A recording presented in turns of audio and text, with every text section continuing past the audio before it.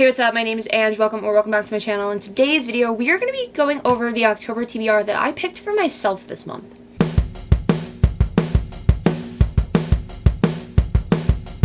We have the drink of the video, the vanilla iced coffee from Chick-fil-A that I got this morning.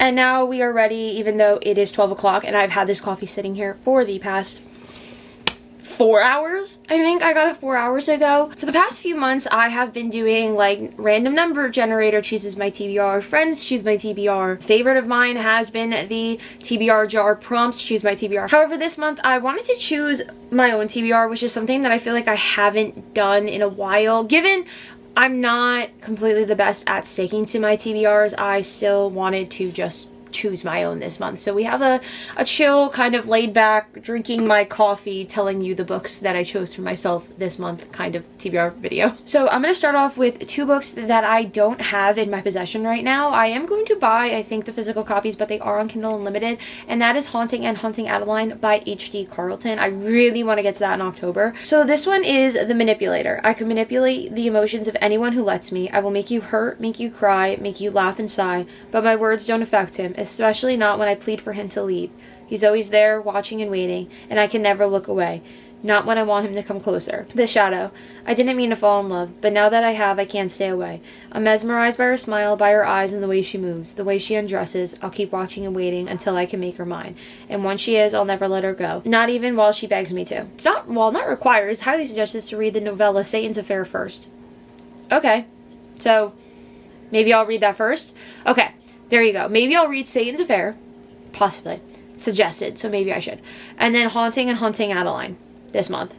Do you want me to read Haunting Adeline, the back of Haunting Adeline for you? I'm afraid to, because I don't want to spoil anything for myself. Because I actually, I know a few things about this book, but I don't know everything. So I don't want to spoil everything for myself. So therefore, I'm not going to read the back. So if you want to read the back of it, it's Haunting Adeline is book 2. It's the cat and mouse duet. Next, we have, we'll just go down the line that I have here, which is Riley Sager's The Only One Left. I've had this on my TBR cart for a while now. I don't know what it is that I just keep not going to it, but October, November, and end of September is really, it's fall, spooky months. It's time to read some spooky books. So let me just get all my spooky, my thrillers, my kind of, no more summer romances. We're also going to be doing hockey romance soon, which I'm excited for. But I didn't put that on my TBR. So this book is Riley Sager's The Only One Left. And this one says, at 17, Lenora Hope hung her sister with a rope. Now reduced to a schoolyard chant, the Hope family murder shocked the Maine coast one bloody night in 1929. While most people assume 17-year-old Lenora was responsible, the police were never able to prove it.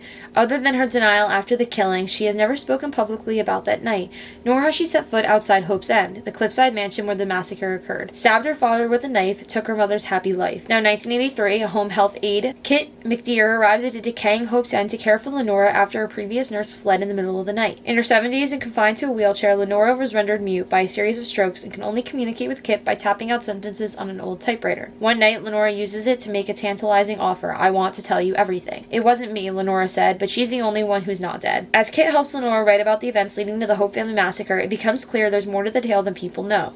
But when new details about her predecessor's departure come to light, Kit starts to suspect Lenora might not be telling the complete truth, and that the seemingly harmless woman in her care could be far more dangerous than she first thought. I love Riley Sager. His books are great.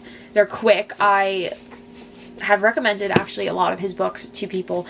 My very first book by Riley Sager was that night one, Survive the Night.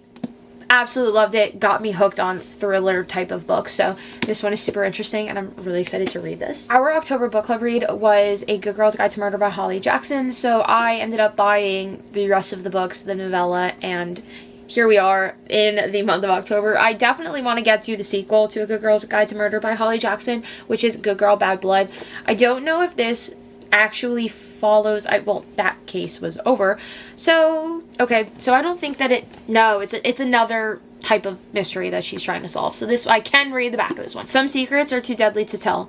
Pip is not a detective anymore. With the help of Ravi sorry, I don't know how to pronounce it. She released a true crime podcast about the murder case they solved together last year. Though the podcast went viral, Pip insists that her sleuthing days are behind her. But when someone she knows goes missing and the police won't do anything, Pip has no choice but to investigate. After all, Jamie Reynolds disappeared on the very same night the town hosted a memorial for the 6-year anniversary of the deaths of Andy Bell and Sal Sine. Has to be more than a coincidence. Pip follows a trail of clues, uncovering more of her town's dark secrets along the way, and this time, everyone is listening. Will she find Jamie before it's too late? I flew through A Good Girl's Guide to Murder, so I thought that this is just another good one. It's been on my TBR for years, and I just never went and actually picked it up.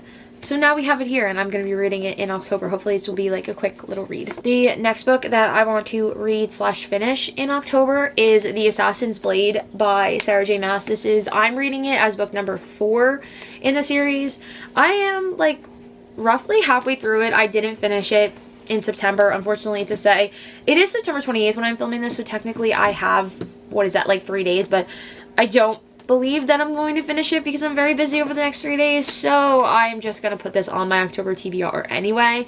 This is actually the prequel to the Throne of Glass series, but I am reading it, I believe it's called The Romantic Way, where I'm reading it fourth. I read Throne of Glass, Crown of Midnight, Heir of Fire, and then The Assassin's Blade.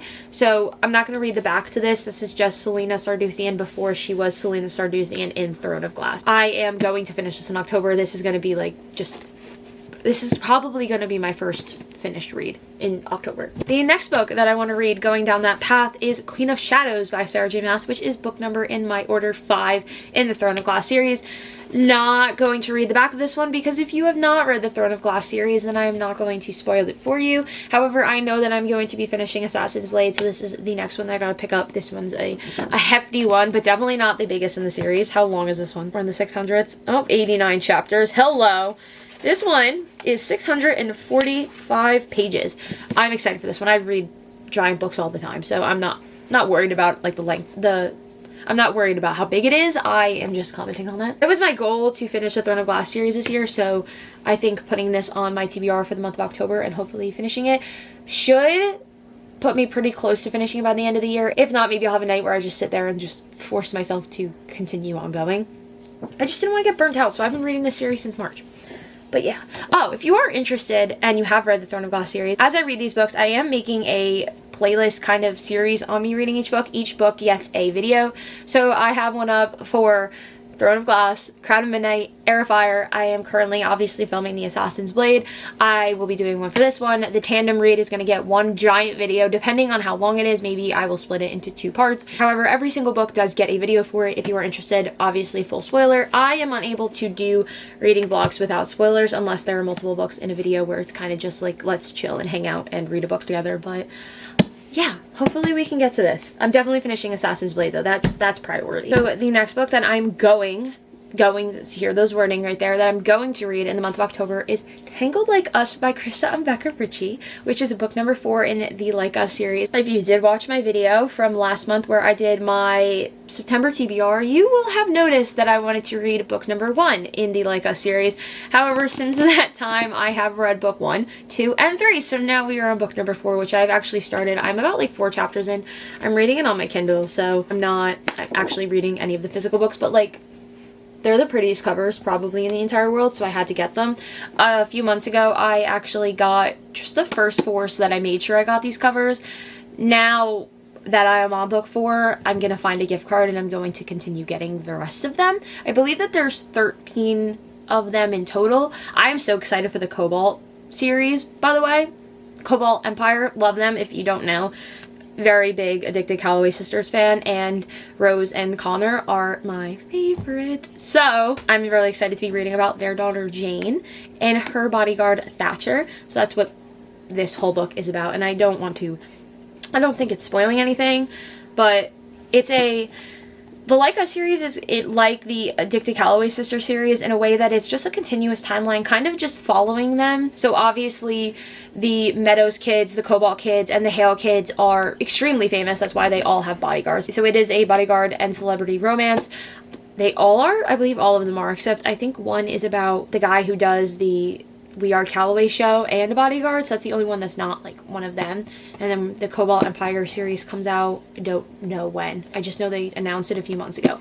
Anyway, that was like a giant tangent. I'm just excited to read this one. This one's about Jane, Cobalt, and Thatcher, her bodyguard. The next book that I want to read is The Invisible Life of Addie LaRue by V.E. Schwab. This is not a book club read by any means. Don't think that, not for 1 second. This is totally not a book club read. This one says, France, 1714. In a moment of desperation, a young woman named Adeline meets a dangerous stranger and makes a terrible mistake.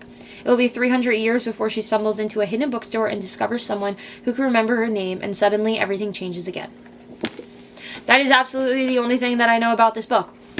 I know nothing at all. This was totally not somebody's pick for a book club read, because we're totally not reading this for a book club read. All I know is that I just opened up to a page that has my birthday on it, so that's interesting. New York City, March 13th, 2014, except that is not the year in which I was born, but the March 13th thing is. So, yes, we're going to be reading this one. I have nothing to say about this book because I have no idea what it is really about. Time travel of some sort. So anyway, in October, we're going to read this.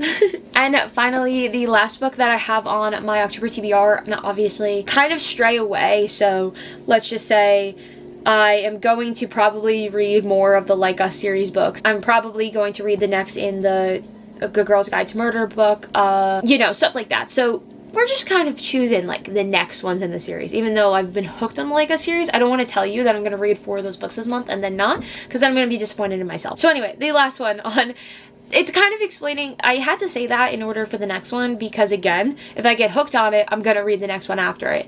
So, sort of an explanation for the next book that I chose, which is Saving Six by Chloe Walsh, which is book number 3 in the Boys of Tommen series. I read Binding and Keeping 13. I feel like it was like June, July. Could be wrong. Don't quote me. And then I bought Saving and Redeeming 6 and then Taming 7. And I didn't pick them up again. I don't know why. I just didn't. So this one is about her brother Joey and the girl whose name, his girlfriend, who I cannot pronounce. I try so hard. I can't do it. Don't ask me to. I don't know. His girlfriend. So we're going to read it. Says, he's a boy made of fire and he's about to meet his match. The second son in a broken marriage, Joey Lynch has spent a lifetime picking up the pieces of an unraveling family.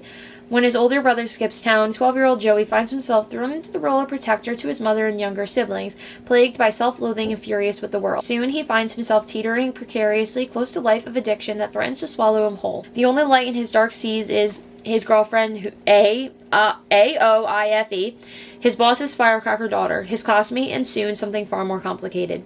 Her, Malloy, has always moved forward, not backward. Bubbly, strong, and self-assured, she's never feared being led astray, even by her own heart. That is until her first day of secondary school, where she collides with a hot-headed boy who sparks a burning curiosity inside of her that only grows stronger by the day. But their friendship is tangled and complex, full of unwinding secrets and feelings simmering beneath the surface.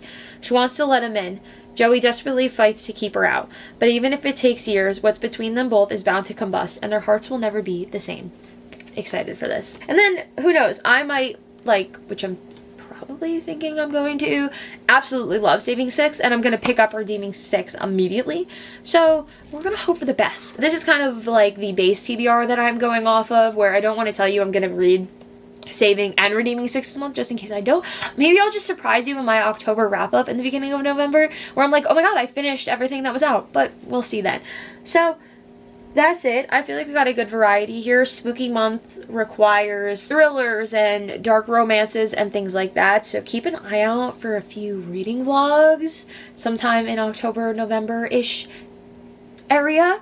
I might surprise you with a reading vlog or 2 or 3 there. So we'll see. That brings this video to an end. Thank you so much for watching. I really appreciate it, and I'll see you all next time. Bye!